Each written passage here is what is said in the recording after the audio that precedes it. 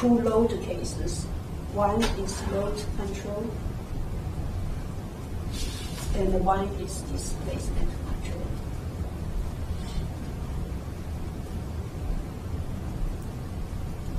So load control means that your load remain constant. And a good example is if you climb up a tree and sit on the end of the tree trunk. Is that a good load control or displacement control? Displacement. Is it displacement control? It's a load control. What is the load? It's your weight, right? And unless you are sitting there for days and you eat hamburgers, your weight is not going to change much.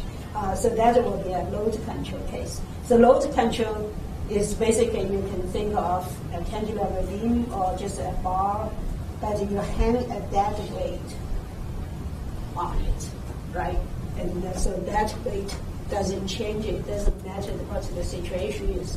That weight doesn't change, and that's load control. So for displacement is the displacement equal to constant. And so that a good example of that will be you are standing over here, and then there's a pull over here. You grab it, and then you pull, right?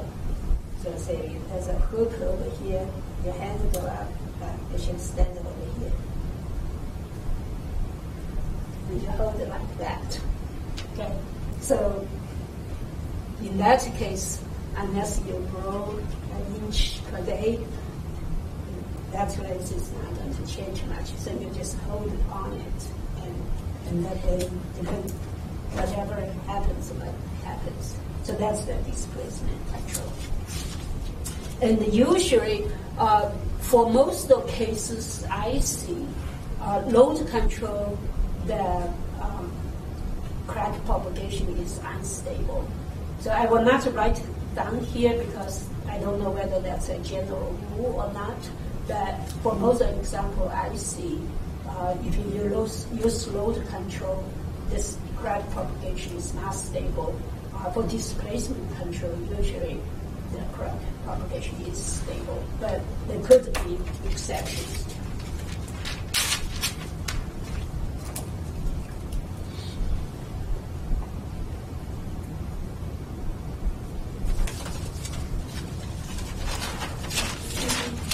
So do we get the same strength of the adhesive bond, whether we are taking load control or displacement control? You should.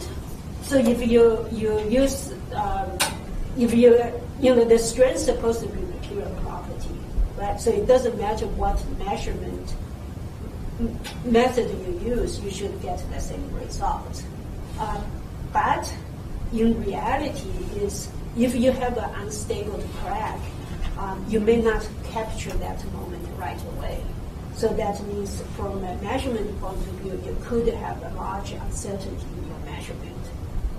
So that way, the displacement control probably is a better approach because it will happen slower and you might be able to have better control.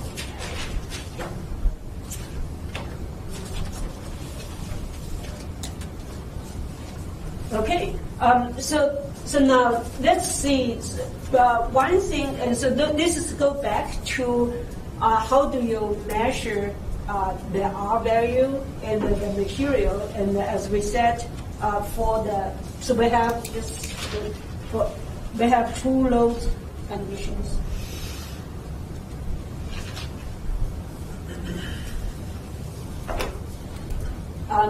So for displacement control, we already said, so let me just restart it here. For displacement control,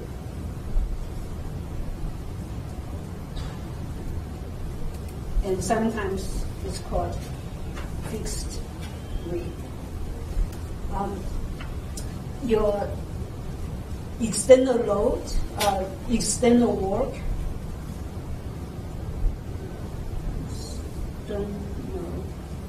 work is equal to P times delta, but during the crack propagation,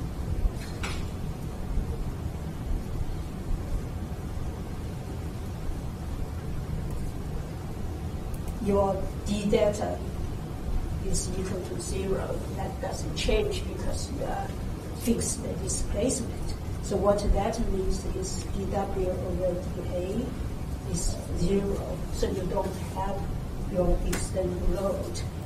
Because of that, your strain energy release rate is equal to E pi over dA. Then it's just equal to minus. And so that is displacement control. That all you need to do is calculate the elastic energy without worrying about the external load. So if you look, for example, if I have the example I have that I apply a displacement of delta. So if I measure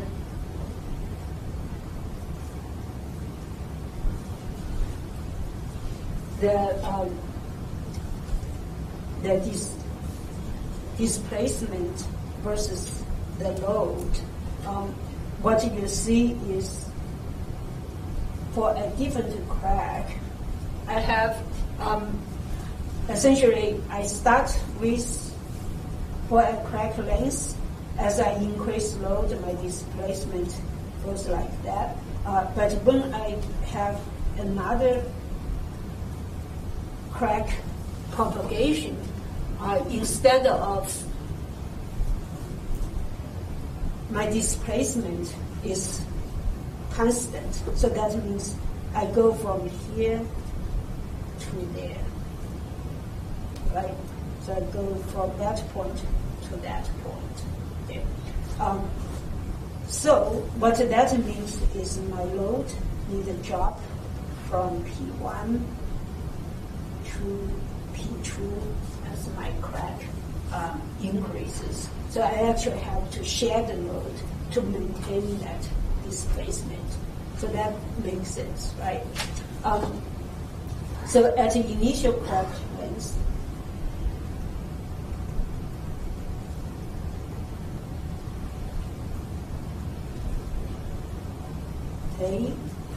we know that the elastic energy of that is 1 over 2 P1 times A.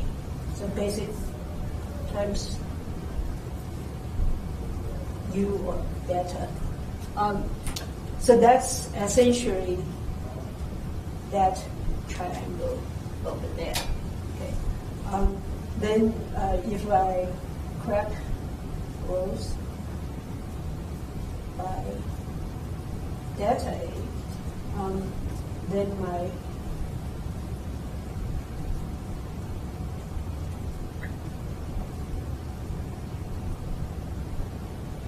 again is delta, so this is delta over here. So that's my strain energy release. So essentially you kind of think of, if I release it when the crack propagating, I release down to 0, and I increase it to delta. That's the curve I will get. So that energy is that. So the change of the elastic energy will be my elastic energy with a longer crack minus my velocity of that. Then that, of course, probably is that area over here.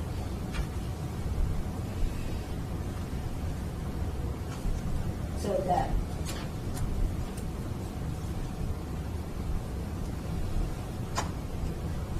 Okay. Then, of course, we can calculate, once we know that, we can calculate like G is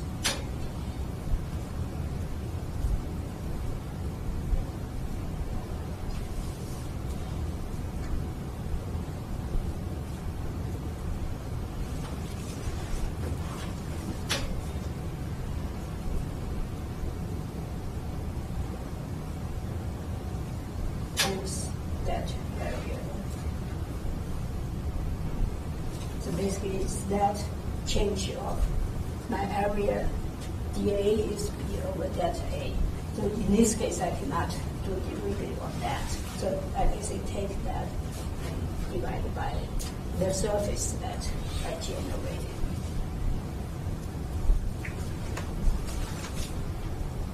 So that kind of give you a way of how to measure your strain energy.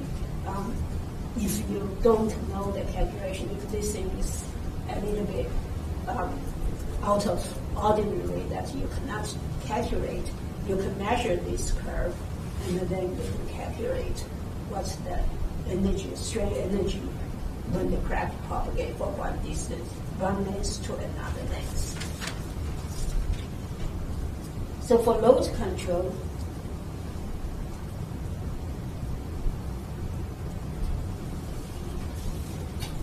sometimes it's also called dead load. So basically is if you see a cantilever. So you basically just hang a weight on a cantilever beam or whatever structure you have, and to see how that changes, how they deform, how the beam deform. So you, in this case, you walk down the external load.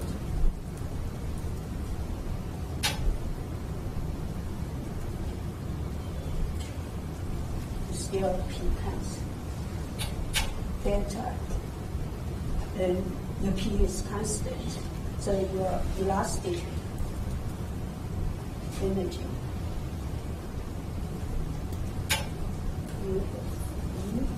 is 1 over 2P times delta. We have derived that before, so it's 1 over 2. So your strain energy is rate, again, you put that in, is here.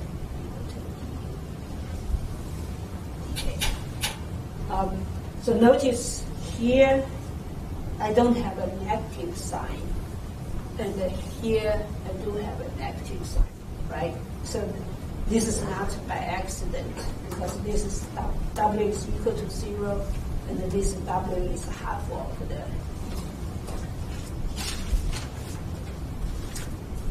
Okay, so if you measure, again, if you plot a P and the U curve for this guy, but with a crack length A, of course, is still linear, so you say you have your load W, put P1 over here.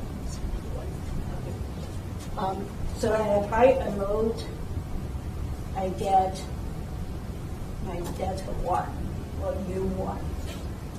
If I have another crack that propagates by delta A, and you measure the PU curve look like that. So now the difference between this and that is that instead of going downward because of the displacement control, in this case, your load is constant. That means it's go this way. So it's go horizontal, then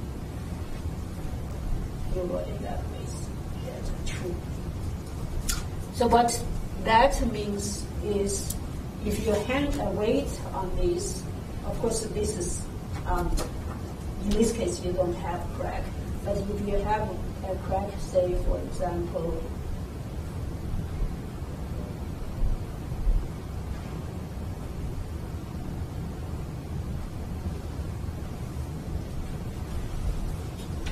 like that. You know for sure that when the crack length increase, that load is going to come down lower, right? So this is something just by intuition you know that. So that's essentially what it is, that as the crack propagate, your displacement increase. So in this case, at crack length A,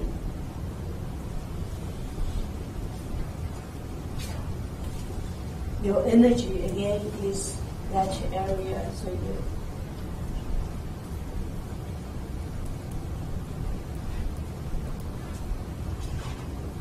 and at crack.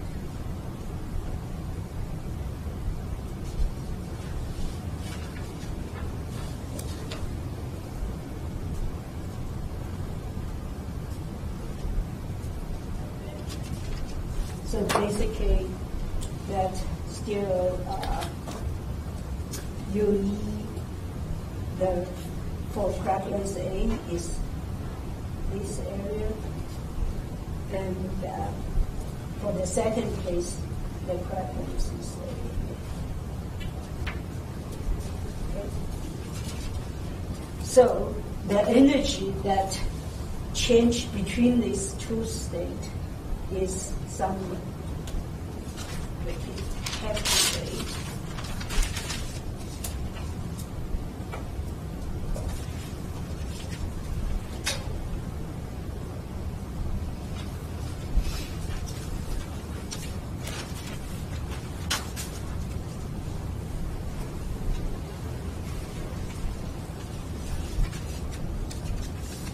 So the W,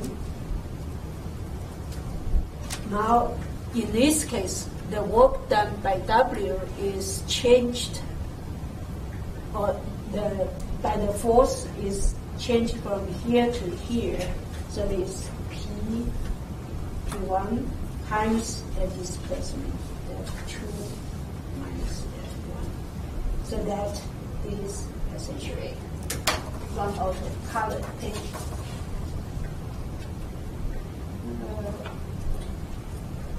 Is a circle there.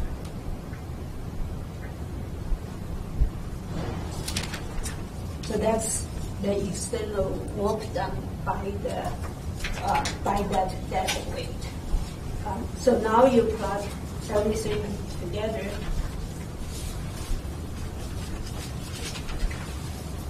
So you pi W minus is equal to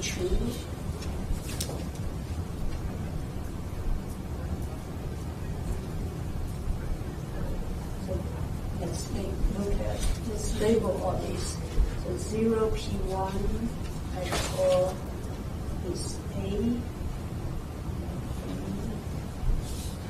C, D, I did that.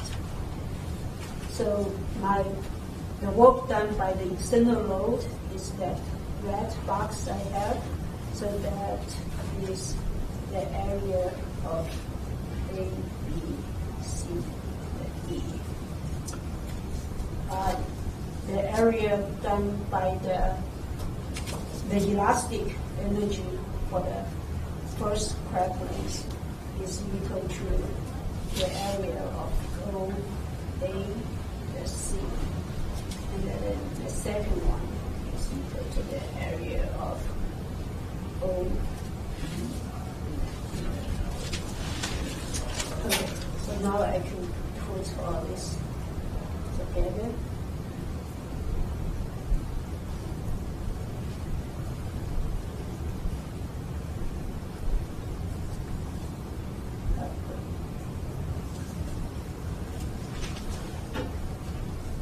UE is AOB minus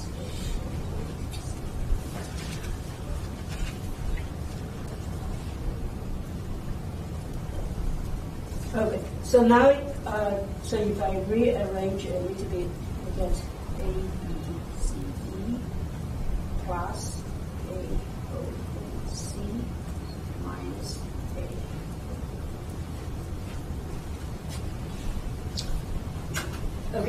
what we end up with. So if I go back here, I have OAC plus ABCD, so that is this area, right? Minus OBE is that area. What I end up is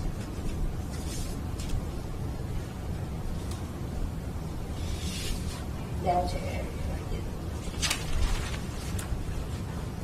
Okay, so that in the area of OAB.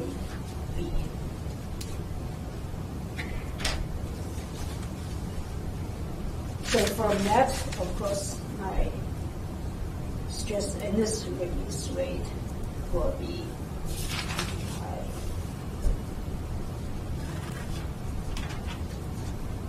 That was some. So this is already minus y.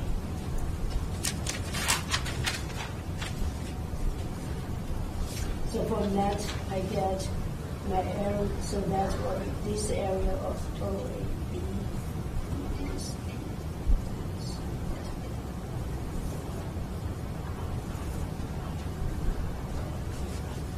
Okay, so from both cases, essentially, if I look at either displacement control or the load control, my strain energy release rate, this area bounded by these two crack lengths, and that depends on how your displacement or load go. So basically it's that area, right? So that's kind of give you the idea that for the general case where you don't have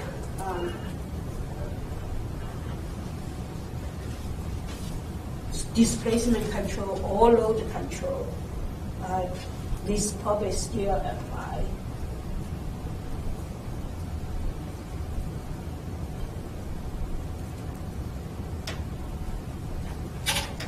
So in this case, you basically measure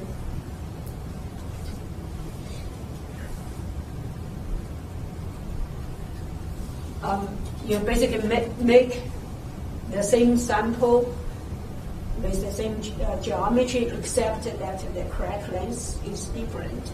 And then for one crack length, I call that A1.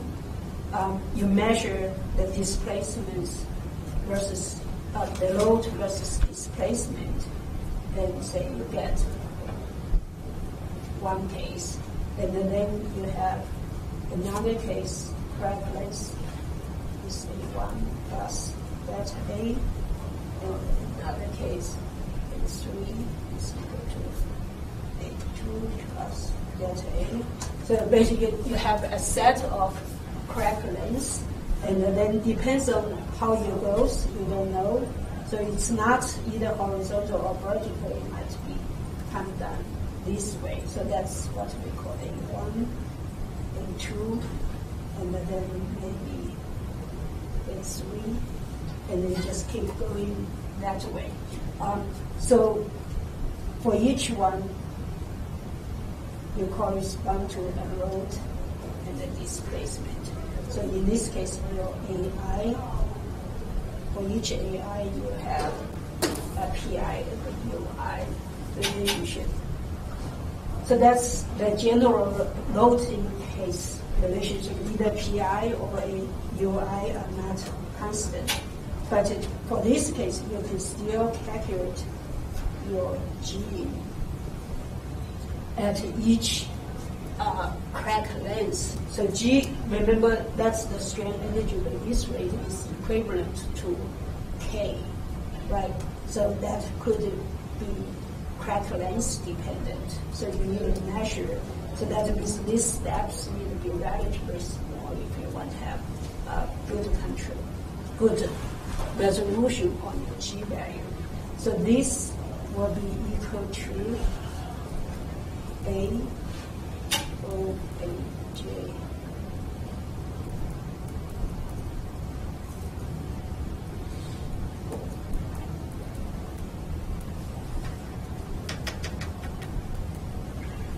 So what that means is I will calculate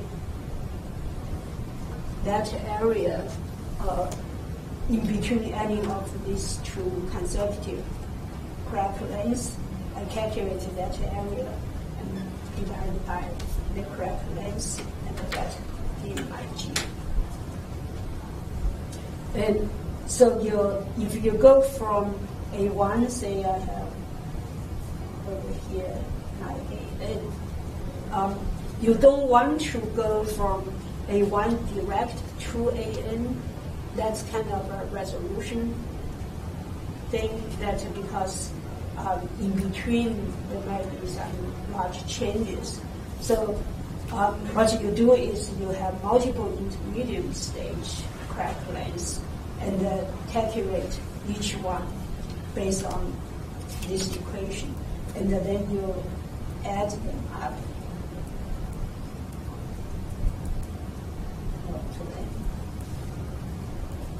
And so you basically add them up.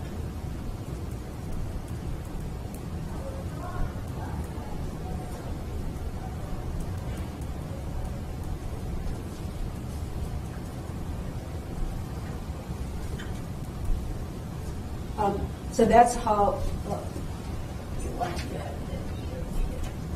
So that's how you find your energy release rate. In experimenting, you have a lot of very complicated structure that you cannot just simplify as a cantilever beam or a bar. You can do experiments, and engineering-wise, there's probably people working on fracture mechanics have done this before. Before fundamental element, you cannot find the stress intensity factor. This energy method become very convenient for you to find that. Okay.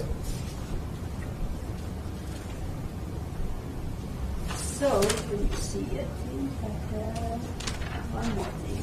Okay. Before I go into example, so this method. So right now, for what we do is basically you measure the P and the U relationship, and then you find the G. There's kind of an extension of this method is called the compliance method.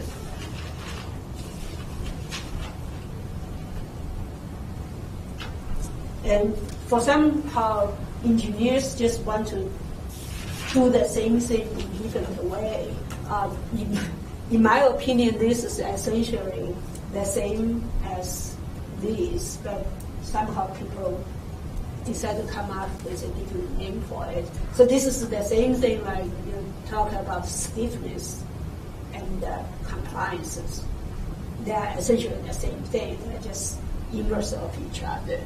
So in this case, instead of plot PU, we actually define a compliance parameter, which is U divided by P. So you can think of this as the opposite or the inverse of the stiffness. So the rest actually is very similar. So if you have displacement control, your U is constant. And so what that means is my P, based on this equation, is U over C. And U is constant, so I put it over there. So in this case, the compliances could change, depends on the crack length. So C is not a constant, C could change.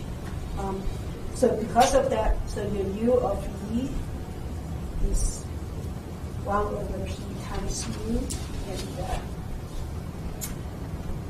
so from that, your du of E, now you put it in there, your U doesn't change, so the only thing that changes is times dP. And so since your P is equal to that, so that is related to your compliances change. So now that can be 1 over u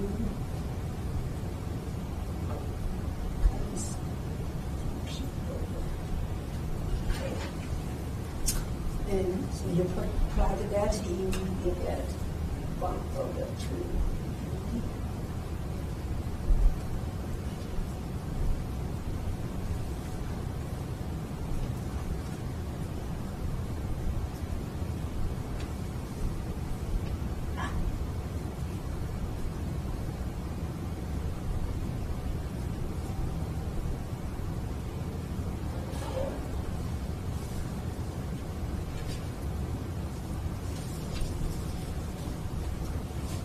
Okay, so let me just copy them.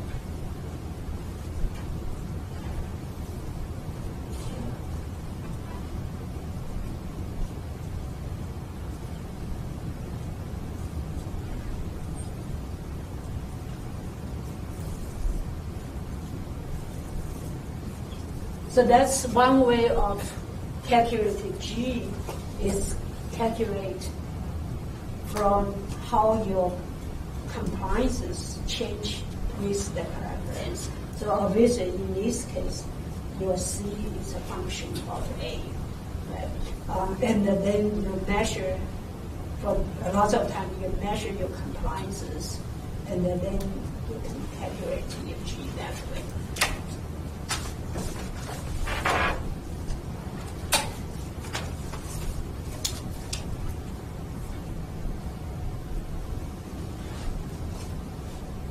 Okay, so for load control,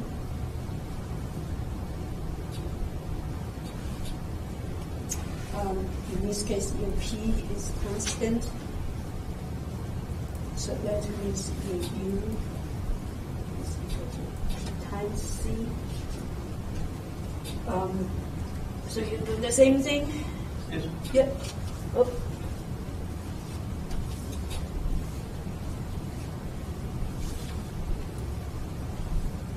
So your du of E is d of 1 over P times U, 1 over P. So now your P is constant, so the thing that change is your displacement du. And so now Mig, instead of negative, due I have positive. So that gives you P over 2.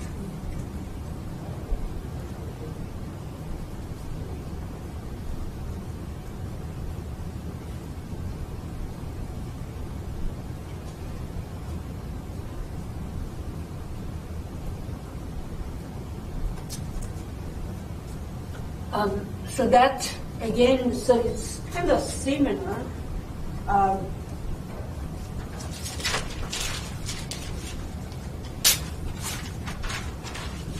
So if I compare these two equations, so that's for displacement control and this is for load control. U over C is equal to P, so I have P squared over 2B, that's the same, and that's the same. It's just a matter of which one you keep constant, right? So that's what the compliance method is about, is you need to find the compliances of your structure at a different crack lengths, and then you can find the strain energy release rate. So based on this, of course, then you can come up with an experimental procedure of finding G from compliance C. So the first step is you fabricate specimen with different crack lengths. zinc, and then you measure PV response of each specimen. And then based on that, you calculate your compliances. C for each crack length. So based on that, so there's one more step, or two more steps, is you construct the A versus or C versus A curve, and then you calculate the rate of change at a given crack length.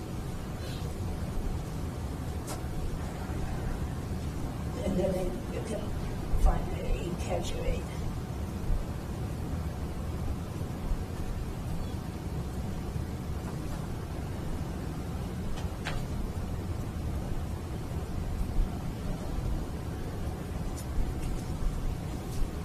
so that is an engineering way of dealing with, or the engineering application of energy method is that you actually have a procedure for measuring the strain energy release rate. And obviously this is not very desirable in a way because you need to make a lot of samples. And probably if you want to have a reliable measurement, you do not just have one sample for a crack length. So you need to have, maybe for each crack length, you will have at least 5 samples. So that could get lots of materials wasted just for getting the curve. I'm not sure people are still doing this, so whether the finite element have been taken over so that they can calculate K instead of trying to find the energy method.